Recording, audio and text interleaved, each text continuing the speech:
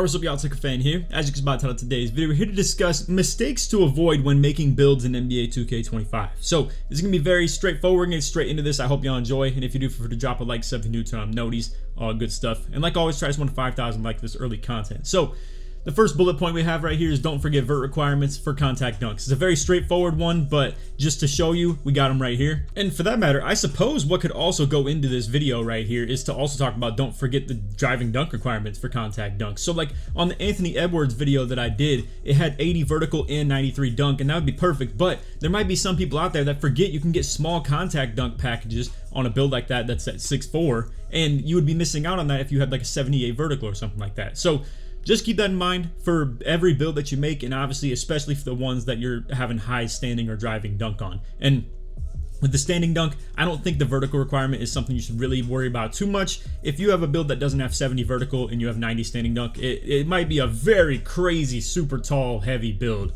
honestly. And I'm just saying you should probably luck your way into just having 70 vert in general on most of the bigs that you have with 90 standing dunk. But yeah, besides that, I mean, like I said, just a lot of things to look out for is like that 87 driving dunk with 75 vert and then 89 with 78. I'm sure most of you guys probably won't, deal with stuff like this too much, except for maybe the small contacts. Maybe some of you want to make a slasher that's 6'4" or below, like that Anthony Edwards stuff. But anyway, moving along to the next one. We have min-maxing your build's wingspan to reach certain ratings may come back to bite you with cap breakers, so just be mindful. So let me explain this one a little bit further. Okay, so my example, and it's gonna not exactly be a full 100% correlation, but just try and understand this, right? So because there's some gray bar left on this steel rating and my maximum can be a 99, if I were to leave steel and prim D as 96 on this build, and honestly, it's actually pretty solid ratings to be at, if you were to leave those gray bars behind it, you can eventually use cap breakers to get those additional ratings like 97, 98, and then 99. And you can use up to 5 of them per attribute category. There's a total of 15 throughout the whole course of the year. Let's be real, they're going to be pretty hard to attain. I'm sure not everybody's going to get 15. I'm sure not everybody's even going to get 10. You might just end up at like 5 or 6. And in which case, if you have 5 or 6, in this build right here, it'd be perfect because you can use 6 cap breaker points to be able to get prim D from 96 to 99 and then steel from 96 to 99. So I don't know if I'm spoiling a build right here that I still have yet to post. I'll probably post this video like later in the day, but the first day. Anyway, it doesn't matter. Let's just explain and use this build as an example. So the 5'9" with 99 three-pointer. It has a 6'1" wingspan. Now, if you were to go up to a 6'2" wingspan, you would no longer be able to get 99 three-pointer, right? Because your build kind of exceeds that limit. Now, let's say you wanted to make a build that got 94 three-pointer, okay? And, you want to min-max your wingspan to allow you to get 94 three-pointer, but have the longest wingspan possible to get 94. The problem is, the game's meta could switch up on you where something higher than 94 three-pointer becomes the meta per se, right? Or really important, or you come to find out something you didn't know when you were making the build. So I know it's probably somewhat hard for some people to follow along with, but just try and stay with me here because it's very important to know. So if I, on this 5'9" with a 6'1" wingspan, were to go 94 three-pointer instead anyway, but still have a 6'1" wingspan, which would mean I can eventually get a 99 three-pointer with those cap breakers, it would allow me an opportunity to fix the build anywhere between that 94 to 99 three-pointer. So if something in between 94 to 99 became really important to go for, and I had cap breaker points to use, I could use them on that right there. Not to mention anything in the high 90s is going to just be a valuable thing to use your cap breakers on in the first place because obviously they become more expensive in the builder, just period. So it's definitely a good idea, in my opinion, if you want to play for the long game,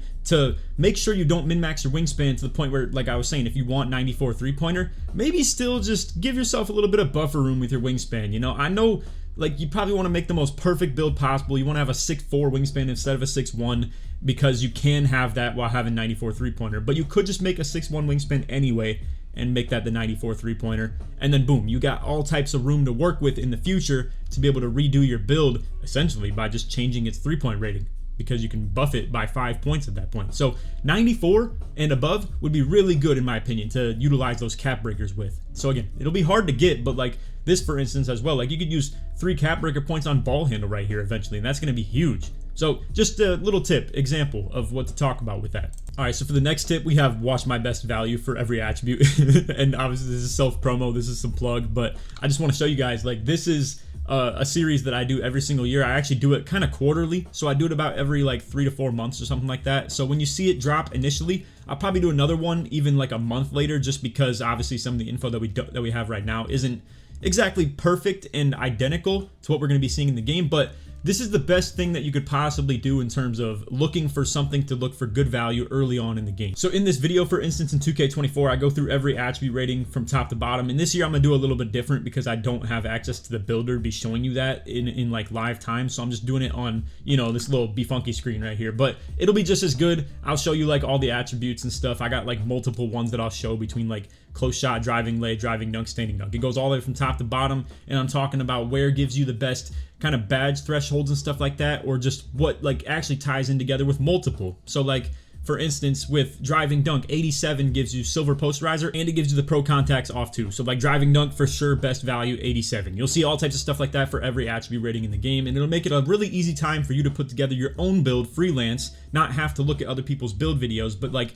have at least some knowledge based on what's going to be good for you to go for when you hop in the builder. All right, next up we have double check attributes that are quote unquote tethered to each other to make sure you didn't upgrade useless ratings on accident. So what I mean by tether, right, is you can see that defensive rebound and offensive rebound have a pretty much like tie together as to like how they work. So I'm not sure if it's how it works for every build, but this one specifically, you can see that the defensive rebound tethers at least minus 25 to the offensive rebound. So like it has to stay at least 25 to each other the entire time. So what I ended up doing on this KD build that I actually showcased to you guys, it was one of my only screw ups so far of like the whole content that I did on everything. So I decided that I wanted 80 defensive rebound instead of 83. So I dropped the D board, but then if you fast forward all the way through the process of the video, I didn't ever change that 58 offensive rebound rating. So I had 3 useless O board ratings on the build because I deem that to be useless in this sense. You know, you may deem it not useless, but like I said, some people, including myself, would deem that if you were to just drop that O board by 3, it'd be some extra shavings on attribute points that you could use somewhere else, you know, or at least have the consideration to do it. Now, as you can see, I low-key actually did figure that out eventually when I started really trying to shave some points down. You can see me like do it one and I was like, oh shoot, I forgot to do that.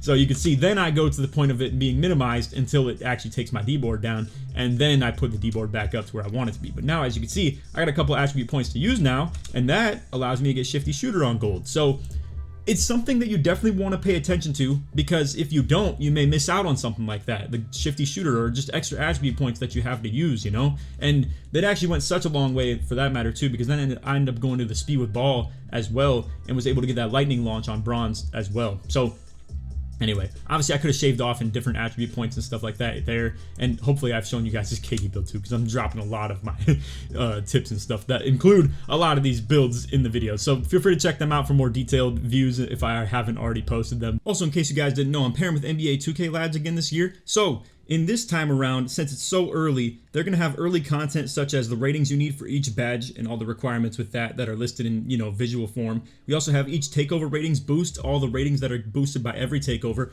And a lot of this info, it's stuff I'm interested in seeing. Like that, for instance, is something I didn't spend my time on the game looking for, so you'll find it on their website, as well as the fact that I am super interested in that myself, so I'll be checking it out. And then also, as soon as the game drops, they're going to look for every animation requirement and list that on their website as well. All right, so as for the premium content, this is where the banger is. Now, obviously, this is 2K24 information right here. To get the 25, you're gonna have to subscribe, but 2K Labs is cool enough to let me show you the 24 info as an example. So, for instance, you got a lot of different ways to sort it through here. You can look through green window, speed, you can look for the fastest millisecond jump shot, you can look for the total make percent. So, for instance, on the early, middle, and late end of the green window, what the chances are, then all that combined into the total average. You can look through the most makeable shots to the fastest ones with the biggest green window to the ones that fit your position group between the guards, wings, and bigs. It's fire. You can find the bases and the uppers in here and combine that for the best possible statistical jump shot, and it's just a huge tool, so shout out to them for that. And then you have ranking of dribble moves per category, so it's going to be like behind the backs ranks against each other, showing you which ones are the best. There's like a letter grade on each of them tested by Koza, so he's going to be ranking all those dribble moves in each category. And then we also have dribble practice tools, so it's going to be showing you exactly how to do the moves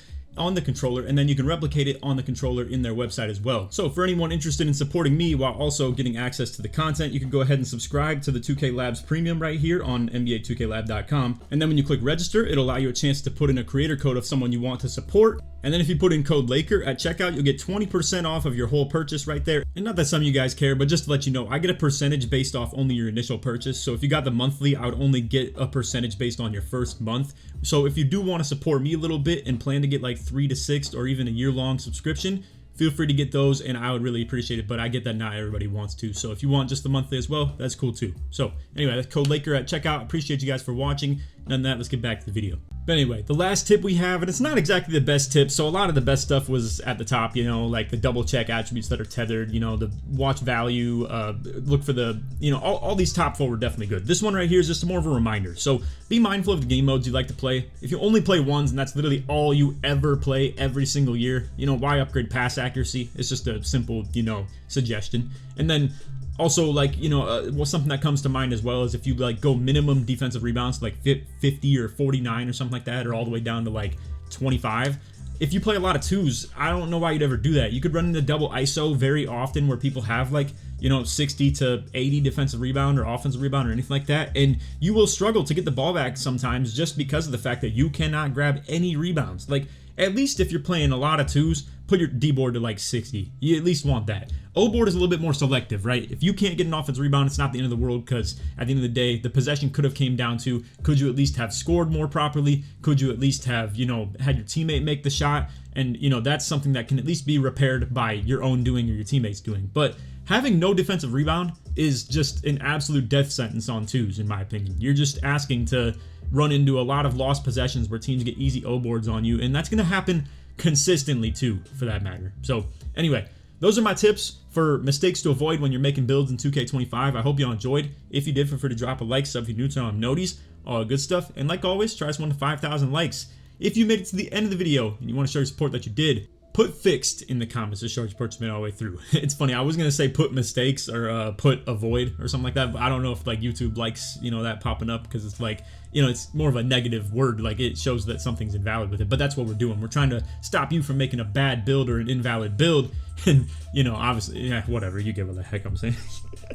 Anyway, that's all for the video. I hope y'all enjoyed, and like I said, feel free to check out any other content. I think we're gonna post this video very soon, because I want you guys to like acknowledge a lot of these things that I'm talking about when I'm, you know, showcasing these builds to you, like the tether thing and, you know, the contact dunk requirements, stuff like that, and all that. So I'll probably post this one very soon, even though ironically it's actually the last one I'm recording. So anyway, that's all for the video. Hope y'all enjoyed. And that, take it easy, man. Peace.